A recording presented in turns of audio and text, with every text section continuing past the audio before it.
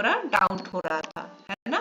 एक बार बैठने के लिए बताइएगा दीदी, कैसे बैठती हैं? हम लोग वो नहीं अभी समझ रहे हैं, कैसे पैर को ऊपर चढ़ाना है, नीचे करना है, कैसे बैठने में, वो नहीं समझ पा रहा हूँ कैसे आप बैठने बैठ। के लिए कई आसन है भैया। एक तो नॉर्मल पालथी मार के हम ऐसे करके बैठ जाते हैं ना, और अच्छा, दूसरा है बायां चढ़ाना है, दायां चढ़ाना है, कैसे चढ़ाते?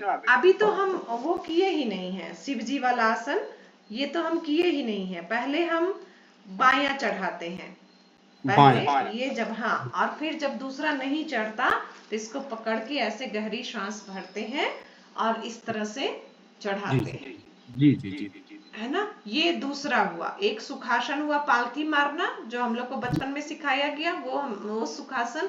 ये पद्मासन हुआ, ये पद्मासन हुआ। और दूसरा होता है ये ऐसे एड़ी के ऊपर एड़ी, और अब ये देखिए, एड़ी के ऊपर एड़ी ऐसे रखे और एकदम मूलाधार में बीच में उसको यहाँ पे लगाए, एकदम मिडिल में। तो ये इस तरह से भी रीढ़ की हड्डी हमारी सीधी रहेगी। तो ओम ये भी करने का ध्यान का कौन सा मुद्रा आसन है। लगता है दीदी, कैसे ये वाली करते हैं क्या, ओम का उच्चारण करते हैं तो? ओम के उच्चारण के लिए तो आप कैसे भी बैठ सकते हैं, उसके लिए जरूरी नहीं है कि हम ऐसे बैठे चाहे वैसे बैठे। जी ओम जी। का उच्चारण तो आप वज्रासन में भी कर सकते हो, सुखासन में भी कर सकते हो। अभी जो ऋषि ने बताया कि सुख यानी जिसमें आपको सुख सुख लग रहा हो, अब घुटना ही नहीं मुड़ रहा तो वो तो चेयर पे ही बैठेगा ना बंदा। अब जी बैठा ही नहीं जा रहा कमर दर्द से तो लेटेगा। तो सुख आसन जिसमें आपको सुख हो, ठीक है। पालथी जी मारना नॉर्मल सुखासन कहलाता है, लेकिन जिसमें साधक का सुख हो वो सुखासन, ठीक है। तो ओम जी। का उच्चारण पालथी मार के ही करते हैं, या पद्मासन में करते हैं, या वज्रासन में, किसी भी उसमें कोई ये नहीं है कि इसी में करना है, ठीक है।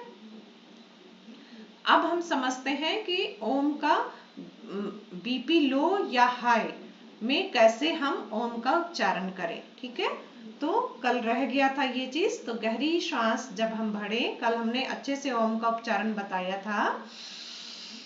पूरा गहरा श्वास हम भरे, पूरा नीचे तक मूलाधार तक प्राण ऊर्जा को लेकर गए और वहां से ओम का उच्चारण किए।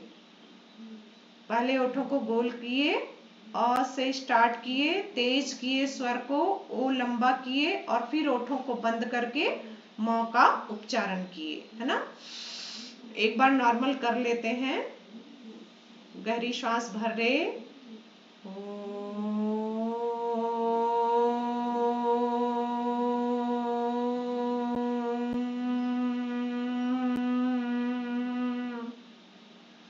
ये नॉर्मल किए।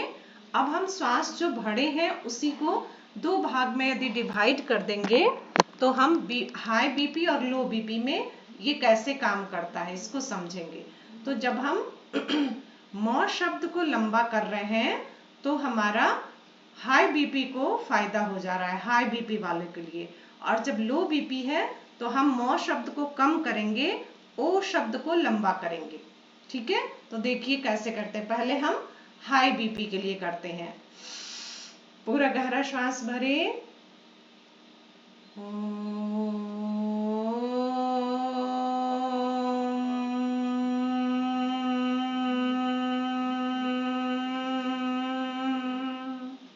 मैंने 30% हमने टाइम ओ शब्द को दिया, अ और ओ को, और म शब्द ओठों को बंद करके 70% टाइम दिया, ठीक है। अपने श्वास हमारी जितनी हम खींच पाएंगे उसी अनुसार हम उसको किए। अब हम बीपी लो है तो हम ओ शब्द को लंबा करेंगे और 30 टाइम म शब्द को देंगे, ठीक है। पूरा गहरा भरे,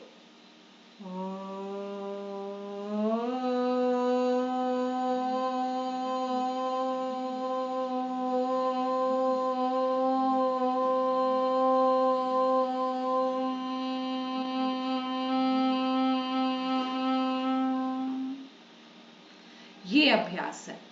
क्लियर है सबके लिए? सिर्फ ये ध्यान समझना है कि जब बीपी लो है तो हमको ओ शब्द को लंबा करना है, और जब बीपी हाई है तो ओठों को बंद करके हमको म शब्द को लंबा करना है।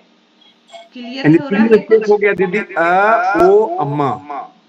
हाँ, आ ऊ को स्टार्टिंग में, प्रारंभिक में हम लोग 3 भाग में बांटते हैं। उसके बाद जब हम एडवांस में जाते हैं ऊपर की ओर कक्षा में, तो आ और ऊ। अब स्टार्ट तो हम, आप जैसे गाड़ी स्टार्ट करते हो तो सीधा ही एकदम एक्सप्रेस नहीं कर देते हो ना, एक्सीलेटर जी नहीं देते हो ना, जी आ से ही स्लोली ले जाते हो और फिर एक्सीलेटर देते हो, है ना। तो वही जी है ये, बस अ से ओ पर जाना है, ओ को थोड़ा लंबा खींचना है, और म शब्द को ओठों को बंद करके आज्ञा चक्र में ध्यान करना है। यदि कोई बीमारी नहीं है, बीपी नहीं है, तो हम सब में एक इक्वल डिवाइड करेंगे। ठीक है। अब जैसे हम रोटी बहनें बनाती है, तो दोनों तरफ पलट के बनाती है ना, तो टाइम दोनों तरफ देती है, तो अपने अनुसार वो देती हैं कि जले नहीं, कभी गैस लो कम करती हैं।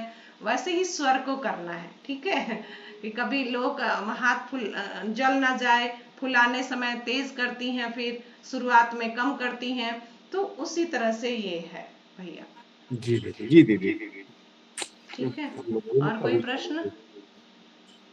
क्या